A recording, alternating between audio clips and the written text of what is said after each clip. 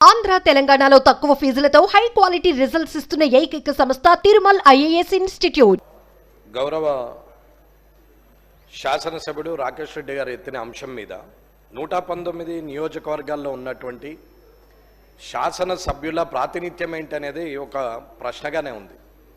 గత ప్రభుత్వంలో అయినా ఇప్పటి ప్రభుత్వంలో అయినా ప్రతిపక్షమా అధికార పక్షమా అనకుండా ఎమ్మెల్యేలకు ఉన్నటువంటి ప్రాతినిధ్యం ఏంటి, ఎమ్మెల్యేలు శాసనసభలో చేసే కార్యక్రమాలు కానీ లేదా తన నియోజకవర్గంలో ప్రజలచే ఎన్నుకోబడి శాసనం ద్వారా శాసనసభలో వచ్చినటువంటి వ్యక్తికి ఉన్నటువంటి విలువలేంటి అనేది ఒక్కసారి మీరు దాని గురించి చెప్పాల్సిన అవసరం ఉంది అధ్యక్ష. అలాగే ఇన్ఛార్జ్ మినిస్టర్గా ఉన్న ఇన్ఛార్జ్ మినిస్టర్లు వారి పాత్ర ఎంతవరకు ఉంది, వారు ఆ జిల్లా మీద ఆధిపత్యం ఎంతవరకు ఉంటుంది, ఆ నియోజకవర్గాల్లో ప్రతిపక్ష పార్టీ ఎమ్మెల్యేలు ఉన్న దగ్గర వారి నియంత్రణ ఎలా కొనసాగుతుంది అనేది కూడా చూడాల్సిన అవసరం ఉంది. ఇన్ఛార్జ్ మినిస్టర్ అనే వారు జీవో ప్రకారంగా శాసనం ద్వారా నిర్మితమైనటువంటి వ్యక్తుల లేకపోతే పార్టీ ప్రభుత్వ పరంగా వారు ఇన్ఛార్జ్ మినిస్టర్లను పెట్టి ప్రతిపక్ష ఎమ్మెల్యేలను నియంత్రించే పరిస్థితి కోసం ఏర్పాటు చేసిందా అనేది మీరు తెలియజేయాల్సింది ఉంది అధ్యక్ష. ఇక్కడ ఎవరైతే ప్రజలచే ఎన్నుకోబడిన వారు ఉన్నారో వారిని వదిలేసి ఇన్ఛార్జ్ మినిస్టర్ల ద్వారా ఓడిపోయిన వారు పారిపోయిన వారు కాన్స్టిట్యున్సీని వదిలేసి వేరే దగ్గరికి పోయి పోటీ చేసినటువంటి వ్యక్తులను వారి ద్వారా అక్కడ శాంక్షన్లు ఇవ్వడం అనేది ఎంతవరకు సబబ్ అనేది ఇన్ఛార్జ్ మినిస్టర్లు అందరూ కూడా ఆలోచించాల్సిన అవసరం ఉంది. అన్న గత ప్రభుత్వం మమ్మల్ని ఇబ్బంది పెట్టిరు, కళ్ళకు నీరు తెప్పించిర్రు, మేము ఇబ్బంది పడ్డామని చెప్పుకుంటున్నటువంటి ఇప్పటి ప్రభుత్వంలో ఉన్న పెద్దలు మరి ఇప్పుడు మీరు చేస్తున్నది ఏంది అనేది ఒక్కసారి ఆలోచించాల్సిన అవసరం ఉంది. అన్న మేమేమి కిరీటం పెట్టుకోలేదు, నా మటుకు నేనైతే అనుకుంటున్నాను ఎమ్మెల్యేగా 5 ఏళ్ళు ఉంటుండొచ్చు, ప్రజలు మెచ్చితే తిరిగి ఎన్నుకోబడుతుండొచ్చు, వారు నిరాకరిస్తే ఓడిపోతుండొచ్చు. కానీ ఎమ్మెల్యే అనే పదవికి మీరు గౌరవం ఇయ్యనంత వరకు మీకు మీరు తిట్టుకున్నట్టే, మీరు కూడా ఒక శాసనసభ్యులుగా ఉన్నారు కాబట్టి మీరు కూడా మీరు తిట్టుకున్నట్టే తప్ప నన్ను అవమానించినట్టు నేనైతే భావిస్తలేను. ఇక్కడ వెంకటరమణారెడ్డి కామారెడ్డి శాసనసభ్యుడు అనే బదులు కామారెడ్డి శాసనసభ్యుడు వెంకటరమణారెడ్డిగానే గుర్తింపు ఉంటుంది తప్ప శాసనసభ్యుడిగా ఎప్పుడు ఉంటారు కానీ పేర్లు మారుతూ ఉంటాయి, ఎవరో ఒకరు శాసనసభ్యులు అవుతారు. కానీ ఇవాళ నేను కనీసం 84 ప్రశ్నలు ఈ శాసనసభలో ఇక్కడ నేను ప్రశ్నలు ఇవ్వడం జరిగింది. దానికి సుమారు 8 మట్టుకే నాకు రిప్లై ఇవ్వడం జరిగింది. అంటే 84లో 8 పోతే 76 ప్రశ్నలకు ఇప్పటికి సమాధానం రాలేదు. ఇది శాసనసభ పరిస్థితి. ఇది ఎమ్మెల్యేగా నేను ఇచ్చినారు కాబట్టి నాకున్నటువంటి మర్యాదను ఏ రకంగా నేను స్వీకరించాలో మీరే తెలియజేయాల. ఇకపోతే రైట్ ఇన్ఫర్మేషన్ యాక్ట్ ప్రకారంగా మీరు ఇస్తలేరని చెప్పి నేను రైట్ ఇన్ఫర్మేషన్ యాక్ట్లో సుమారు 86 ప్రశ్నలు ఇస్తే ఒక్కొక్క ప్రశ్నకు ఒక్కొక్క విధంగా ఇచ్చారు. ఎగ్జాంపుల్ హెల్త్ డిపార్ట్మెంట్ను తీసుకుందాం. రైట్ ఇన్ఫర్మేషన్ యాక్ట్లో ఇస్తే ఇక్కడ మంత్రి గారు ఉంటే శాసనసభ వ్యవహారాల మంత్రి గారు అయితే చూస్తున్నారు కాబట్టి చెప్తున్నాను, ఇక్కడ ఉన్న అందరు మంత్రులు కూడా గమనించాల్సిన అవసరం ఉంది, తోటి శాసనసభ్యులు కూడా గమనించాల్సిన అవసరం ఉంది. ఈ పరిస్థితి రేపు మీకు రావచ్చు, నాకు రావచ్చు, పక్కనున్న వారికి రావచ్చు, ఎవరికైనా రావచ్చు. కానీ ఆ పరిస్థితి వచ్చినప్పుడు బాధపడే కన్నా ఇటువంటి ప్రాక్టీస్ను మానేయడం మంచిదని అంటున్నాం.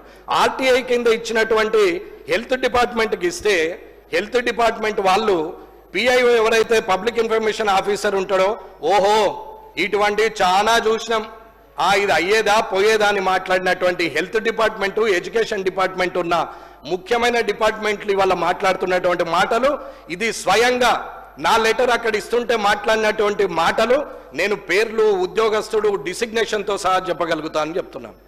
ఇది మంచి పద్ధతి కాదు అధికారులకు అని చెప్తున్నాం. ఎడ్యుకేషన్ డిపార్ట్మెంట్ని అడిగితే 86 క్వశ్చన్స్ ఇచ్చినటువంటి అన్ని డిపార్ట్మెంట్లు ఏదో ఒక రకమైన సమాధానము 6 జే ప్రకారంగా ఇస్తే 6(1) ప్రకారంగా ఇస్తే 2 జే ప్రకారంగా లేదని చెప్పి ఇప్పటి వరకు ఎడ్యుకేషన్ డిపార్ట్మెంటు ఇప్పటివరకు ఇవ్వలేదు. ఇది ఎమ్మెల్యేకు ప్రభుత్వం ద్వారా వస్తున్నటువంటి అధికారులు ఇస్తున్నటువంటి మర్యాద అని చెప్తున్నాం. ఇన్ఛార్జ్ మినిస్టర్లు ఇవల్ల అక్కడ ఓడిపోయిన వారి ద్వారా అక్కడ పార్టీ పరంగా మీరు ప్రొసీడింగ్లు ఇస్తా ఉంటే మీ వాళ్ళు పోయి అక్కడ కొబ్బరికాయలు కొడతా ఉంటే ఇక్కడ ఉన్నటువంటి గెలిచిన ఎమ్మెల్యేలు ఏం చేయాలనేది ప్రజలు గమనిస్తారు. కాబట్టి ఈ శాసనసభ ద్వారా చెప్తున్నాం. అన్నా మేమేమి పోలీస్ ప్రోటోకాల్ కావాలని అడగట్లేదు, మేము పోగానే అధికారులు మాకు ఎదురు రావాలని అడగట్లేదు. భయం అన్నా, ఇది నిజం. 0 అవర్లో మాట్లాడకపోతే నేను మాట్లాడేది ఒక్కటన్నా అధ్యక్ష, ఒకటే మాట నేను మాట్లాడేది నిజం. నేను మాట్లాడాలనుకుంటే ఈ శాసనసభలో ఇప్పటి వరకు ఇది 4సారి నడుస్తున్నటువంటి ఈ సమయంలో నేను ఏ రోజు మితిమీరి మాట్లాడలేదు, ముందుకొచ్చి మాట్లాడలేదు, అరిచి గోలబెట్టి మైక్ తీసుకోలేదు, బెదిరిస్తే అడ్జస్ట్ అయిపోయి మీరు మళ్ళీ నాకు అవకాశం ఇచ్చే అవకాశాన్ని నేను తీసుకోలేదు, నేను ఎక్కడా బెదిరించలేదు. నాకు అవకాశం ఇస్తేనే మాట్లాడుతున్నా, నేను ఉందాగానే ఉంటున్నా, నిజాన్నే మాట్లాడుతున్నా. మీరు మంచి చేస్తే మంచి అని చెప్పినాము. ఆరోగ్యశ్రీ పథకం 10 లక్షలకు రేవంత్ రెడ్డి గారు ముఖ్యమంత్రి గారు పెంచితే నేనే ఆ కార్యక్రమానికి పోయి ఆయన్ని పొగిడినా తప్ప నేను ఆయనను తిట్టలేదు. ఇవాళ డైట్ ఛార్జెస్ పెంచితే నేనే హాస్టళ్లకు పోయి ప్రభుత్వాన్ని పొగిడినాం తప్ప ఎక్కడ తిట్టలేదు. పార్టీ పరంగా ఎన్నడూ మాట్లాడలేదు. ఎప్పుడు కూడా మంచిని మంచన్నం, చెడును చెడని చెప్పినాం. ప్రతిపక్షం అధికార పక్షం అనేది అది సమయ అనుకూలంగా మారచ్చు, మారకపోవచ్చు. కానీ ఇవాళ మీరు చేస్తున్న ప్రాక్టీస్ మంచిది కాదు అని చెప్తున్నాం. ఒక ఎమ్మెల్యేగా ఆర్టీఐకి రాదు, ఒక ఎమ్మెల్యేకి ఆర్టీఐ ఇన్ఫర్మేషన్ సరిగా లేనప్పుడు ప్రభుత్వం ఏం పని చేస్తుంది? ఇక్కడ ఉన్నటువంటి శాసనసభలో ఇవాళ ఎమ్మెల్యేగా అడిగిన 84 క్వశ్చన్లకు 8 మాత్రం వచ్చింది. 15 నెలల కాలమైంది. నేను ఇచ్చినటువంటి ప్రతి ప్రశ్న నా దగ్గర ఫైల్తో సహా ఉంది, ఏ రోజు ఎప్పుడు ఇచ్చినామనేది. ఏదో ప్రజలకు సమాచారం ఇవ్వడానికి ప్రయత్నిస్తున్నాం తప్ప పర్సనల్ ఎజెండాగా ఎక్కడ మాట్లాడలేదు. టీజీఐఐసిది మాట్లాడిన రోజు, ఆ రోజు కూడా ఆ ప్రశ్నకు సమాధానము ఇండస్ట్రీస్ మినిస్టర్ గారు మాట్లాడుతూ మేము కాన్స్టిట్యూషన్ చేస్తున్నాము అని చెప్పారు. ఇప్పటి వరకు దాని సమాధానం కూడా రాలేదు. ఒకటే అడుగుతున్నామన్నా, నాలాగనే ఉండి గౌరవంగా ఉండాలా, శాసనసభలో ఉందాగా ఉండాలని కోరుకొని వచ్చినటువంటి వ్యక్తిగా మాట్లాడలేకనో, చేతగాకనో, అసందర్భ ప్రేలాపనలు వేయరాకనో, నాకేం అన్పార్లమెంటరీ వార్డు రాకనో, నేను మాట్లాడలేక చేతగాకనో కాదు. రాజకీయాల్లో హుందాగా శాసనసభకు గౌరవం పెరగాలి, మీకు గౌరవంగా ఉండాలి, అధికారులకు గౌరవం ఉండాలని ఓపిక పడుతుంటే 15 నెలలుగా మీరు ఇలాగే చేస్తూ ఉంటే రానున్న కాలంలో మరి నా పద్ధతి మార్చుకోవాల్సిన అవసరం వస్తుందా అనేది ఒక ఆలోచన ఉంది.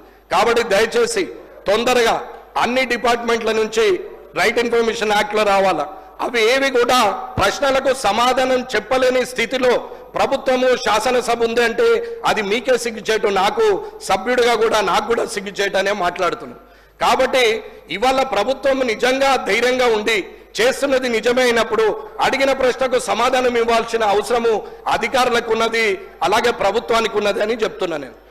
ఇది శాసనసభలో జరుగుతున్న ఈ 84 క్వశ్చన్లకు రైట్ ఇన్ఫర్మేషన్ యాక్ట్లో ఇచ్చిన ఆ 86 ప్రశ్నలకు ఇప్పటి వరకు 9% కూడా నా చేతికి అందనప్పుడు ప్రజలకు సమాధానం చెప్పే ధైర్యం మీకు లేనట్ట, లేకపోతే అది పర్సనల్ ఎజెండా అనుకొని మీరు ఏమన్నా ఆలోచిస్తున్నారా? నేను నిజాయితీగా ఉండే వ్యక్తిని. మీరు పోయి కామారెడ్డి నియోజకవర్గంలో ఎవరిని అడిగినా నా గురించి అందరూ చెప్తారు. ఆఖరికి కాంగ్రెస్ పార్టీ వాళ్ళు, బీఆర్ఎస్ పార్టీ వాళ్ళు కూడా నా గురించి మంచి చెప్తారు తప్ప చెడు మాత్రం చెప్పరు. ఇది నాకున్నటువంటి క్యారెక్టర్ అని చెప్తున్నాం. కాబట్టి ఈ మర్యాద మీరు ఎలా తీస్తారు, మీరు ఎలా ఇవ్వగలుగుతారో అధ్యక్షుల ద్వారా నేను ప్రభుత్వాన్ని కోరుతున్నాం. ప్రొటెక్షన్ గురించి అడగట్లేదు, పోలీస్ ప్రోటోకాల్ అడగట్లేదు, కానీ పనుల విషయంలో అక్కడున్నటువంటి ప్రజల చేత ఎన్నుకోబడిన వ్యక్తి ఇచ్చినటువంటి ఏవైతే పనులు ఉంటాయో అవి శాంక్షన్ ఇన్ఛార్జ్ మినిస్టర్ గారు చేయాలి. కానీ అసలే మొత్తానికే పక్కన పెట్టి మేమేదో చేస్తామంటే రానున్న కాలంలో ఊరుకునేది లేదు. నేనైతే ఇది హెచ్చరికగా మాట్లాడట్లేదు, ప్రభుత్వాన్ని రిక్వెస్ట్ చేసి మాట్లాడుతున్నాము. మీరు తప్పు నిర్ణయం తీసుకుంటే మేము మాట్లాడాల్సిన పరిస్థితి కూడా వస్తుందని తెలియజేసుకుంటూ ముగిస్తున్నాం. గౌరవ సభ్యులు చెప్పిన అంశాలన్నీ నోటు చేసుకోవడం జరిగింది అధ్యక్ష, తప్పకుండా పరిశీలన చేస్తాం.